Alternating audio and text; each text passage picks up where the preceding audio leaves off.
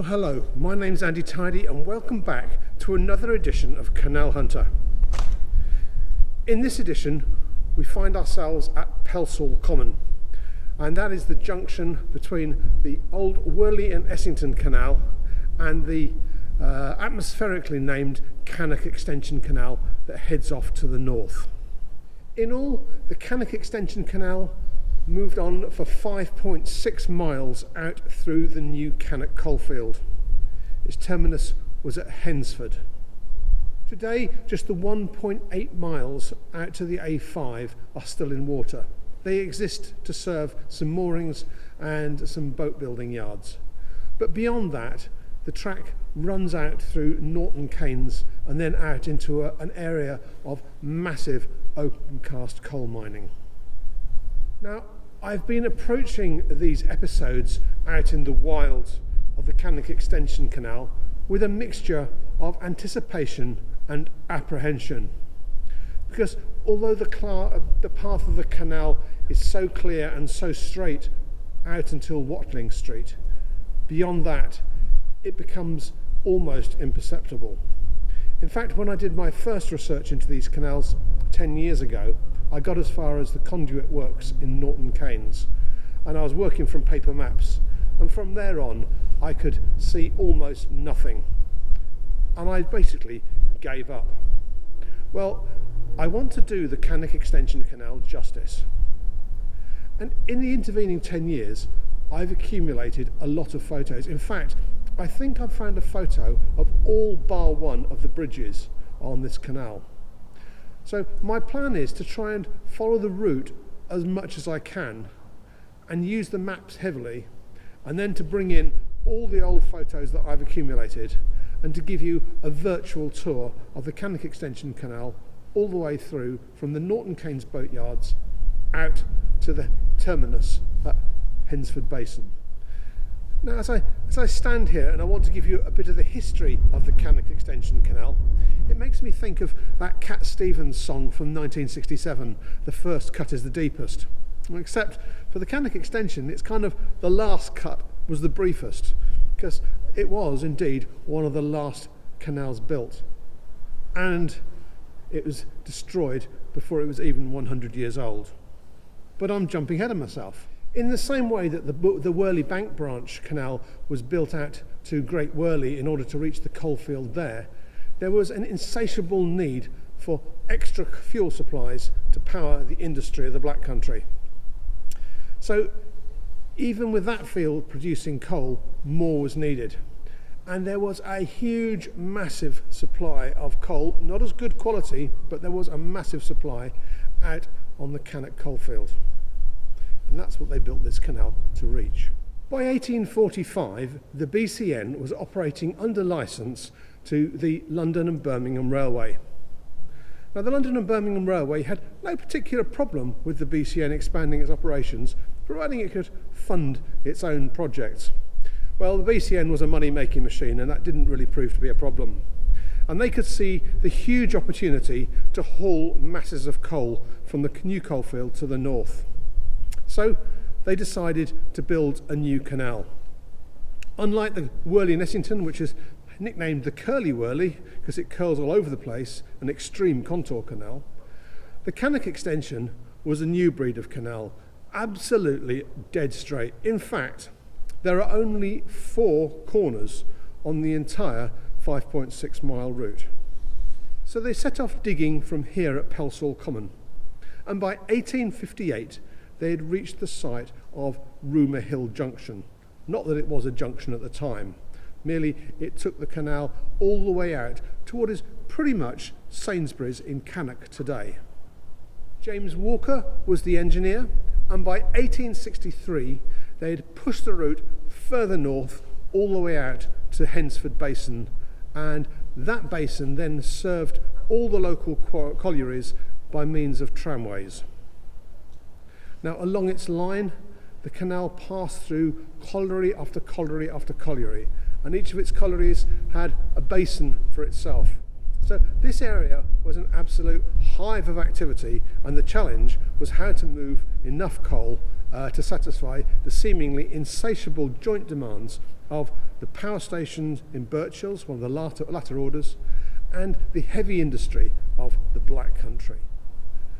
Now, at the point that this canal was built, all of the coal boats were moved under horsepower, and so they were hauled out on traditional towing lines. In fact, the rubbing strake on the bridge that my camera is attached to still bears the marks of the thousands and thousands of gritty ropes which hauled their way around the corner. But come early into the 1900s, all that had changed.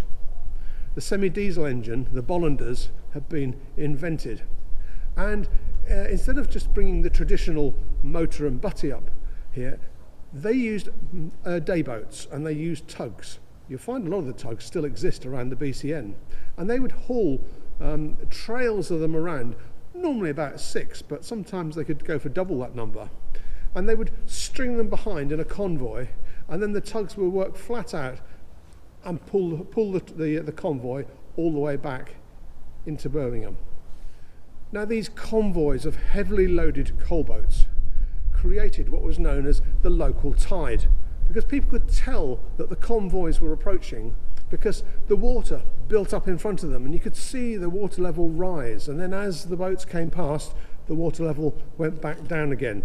It must have been a fantastic sight, and there are still some great black and white photos of the old convoys of coal boats moving around.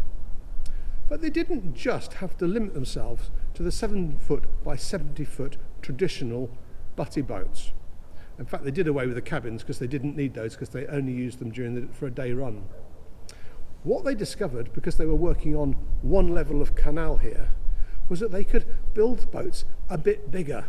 And the result were the unique Ampton boats. Ampton as in Wolverhampton. And these boats were made up to about 85 feet long. Now, the sources who describe the Ampton boats give different maximum dimensions, so it's a little bit difficult to be sure exactly how big they actually went. The general consensus seems to be at about 85 feet long by 7 feet 9 inches wide. But other sources will say they went out as far as 89 feet long by 8 foot 6 wide. So I'm not sure quite which is which, but you certainly could add an incredible amount more to the payload of these slightly larger boats. And this was made possible because the bridge holes they had to pass through were built to that little bit wider standard, so you could squeeze a wider boat through. And the limiting factor on the length was getting around Horsley Fields Junction. And that took the boats to the absolute maximum size the canal could contain. Of course, these boats could go through no locks, but they didn't need to. All they did was to travel from the coalfields behind me back to the Black Country. And that was all on the level. And the quantities of coal that were moved out of the coalfield here were absolutely incredible. I mean, they just came out in string after string of coal boats. Even going down the Hatherton flight, which involved all the locks, they took out 1.5 million tonnes a year in about 1902. So it was millions of tonnes of coal pouring out of the Cannock coalfield. An impressive sight, and it certainly provided the last big, meaningful commercial traffic for the BCN. Anyway, before we go out into the wilds of the open cast mining area north of the M6 toll, I'm going to take you up to the site of the last colliery in the area. It's Grove Colliery. Actually, it's Grove Pithead. It's part of the Brown Hills Colliery. The colliery actually extended for miles in this area underground. But at Grove, it was one of the last operating collieries, and it had a very automated loading basin. And there's also lots of great contemporary photos of Grove in operation or in decline. So I can give you a real feel for what the pitheads used to look like in this area, based on the example of Grove. We're about a mile up the Cannock Extension Canal now, and these are the basins which were built to serve Grove Colliery. Grove was actually a part of the larger Brown Hills Colliery, and was a big concern. In the 1930s, there was a huge tragedy here. The mine collapsed about a mile and a half in, and 14 souls lost their lives. But this is the last remaining colliery basin, which was very typical of the Cannock Extension Canal, so well worth a look. Eventually Grove Colliery was played out and the operating site was closed down in 1967.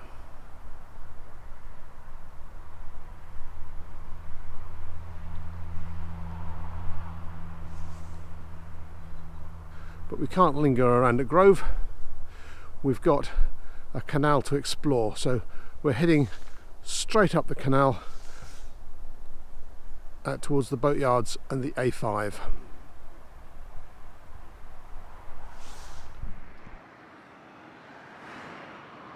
The Cannock Extension Canal used to run from between the two bridges you can see spanning the Birmingham M6 toll road, and it came right across. Norton Green Bridge spanned over the canal right underneath the carriageways, and then the line of the canal continues on into the trees you can see bathed in sunlight slightly to the right of the bridge that I'm standing on. So we'll go up there and see what we can see. So as we step away from the roar of the motorway, a public footpath exists up onto the line of the Cannock Extension Canal. It used to extend all the way from the A5, but the section beyond this has obviously been lost with the building of the toll road. But from here on, the old canal towpath is still a footpath, and it runs due north.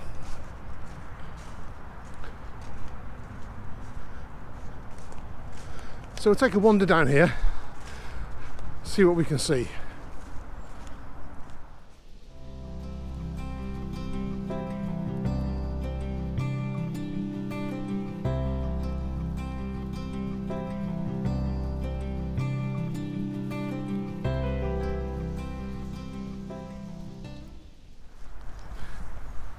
Now the line of the canal has been filled in, but every now and again you discover that the base of the canal hasn't been filled up to the absolute brim. So about halfway along you can see the old engineering bricks which make up the margin of the canal, the gap between the towpath and the water channel. And then just around the corner, something else. Here among the trees is the mouldering remains of New Road Bridge. This was a classic flat top bridge, which, if you remember all the way back to my very first introduction to this series, that's the first series, these were bridges which were built with a flat top so that when the land subsided underneath it, the bridges could be jacked up. If we look at this one, we can see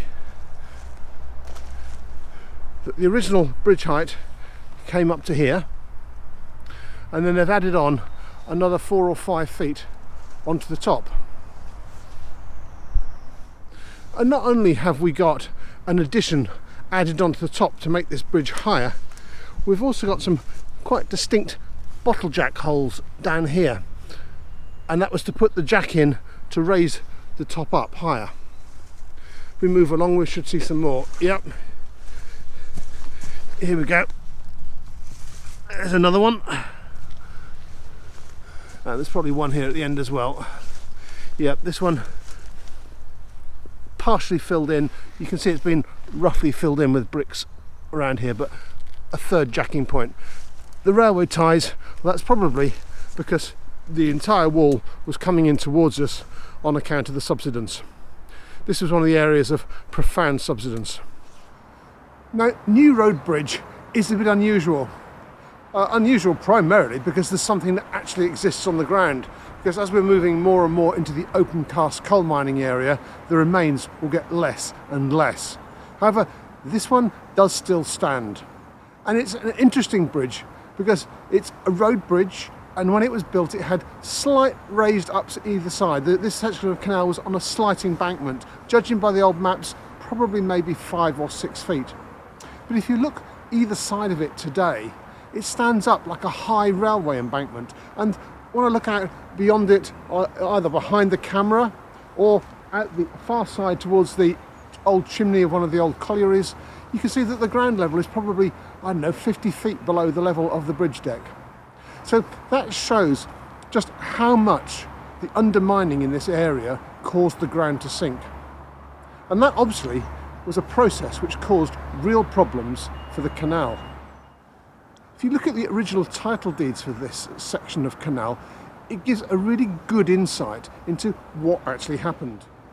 The main channel was bought as a sliver of land from a chap called Phineas Hussey, and that was in 1862. The canal was built with enough width to have a low embankment on either side, enough to retain the integrity of the canal above. But then the mining took hold in this area, and the whole area became undermined. So by 1910, the whole canal had subsided, and so the owners of the BCN had to go to a Mr. C. Holcroft, and they then bought another strip of land down either side of the canal. And this allowed the embankments to be spread out wider, which allowed the canal to be raised up higher. You can't just raise the canal up on a high ridge. So they had to buy these strips on either side, and that very accurately dates the times of the major subsidence, I say about 1910 here. And this practice of having to buy extra land at the sides in order to accommodate wider embankments is seen all over this area. This canal became notorious for it being raised up above the surrounding farmland. Anyhow, eventually this area suffered major localised subsidence. The canal traffic just wasn't there anymore. So finally, the strip of land was sold off to the National Coal Board in 1968. And then the NCB started their process of open cast mining, which has resulted in the much lower ground levels that we can see on either side today. One other telltale clue about the problematic history of this canal is the presence on the old maps just to the west of where I'm standing. There was a huge area designated as a clay mound. And that clay mound was accessed via a track which led down to the next bridge to the north, which is Fordrove Bridge. And this clay mound was used to constantly tap into new clay, to puddle the canal, to raise it up. There were teams of men working on this canal constantly for years and years. And the lease on that land went on from 1929 to 1969. So even after they'd raised this up in 1910, they still had problems down here, and it needed constant maintenance.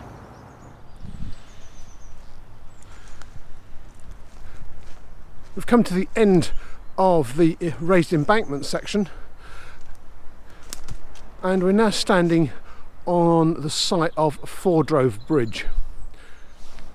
The bridge carried the road over the top of the canal. These days it's all been dug out, but the line of the canal used to continue on up Conduit Road, which is the line that the trucks are just coming out of opposite.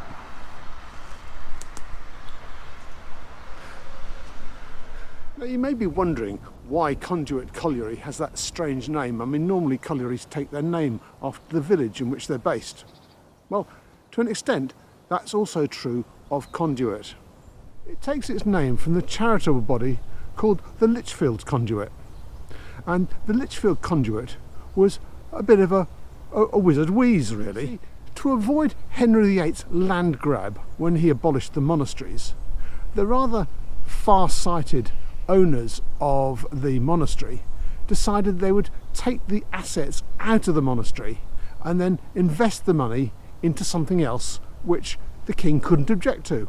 In this case, they bought lands around Great Worley and the Norton Canes area. And then they used the money raised from renting out the land in order to build a water supply for the benefit of the people of Lichfield. And that trust is called the Lichfield Conduit. Well, This really brings us to the end of this episode of Canal Hunter. To give you an idea of how this canal used to look, I've assembled all the old photos on the maps, and I'll run a sequence of images which show how this used to look all the way through from the A5 at Watling Street through to the Conduit Colliery. I'll let that sequence play and you can get a good idea of how it used to look. So, I hope you've enjoyed this episode of Canal Hunter. In the next episode, we'll be taking off to the kind of the west of Conduit Colliery and making our way across the open cast coalfield all the way to Hensford Basin. So, I hope you've enjoyed this episode. Happy hunting, and I'll see you soon.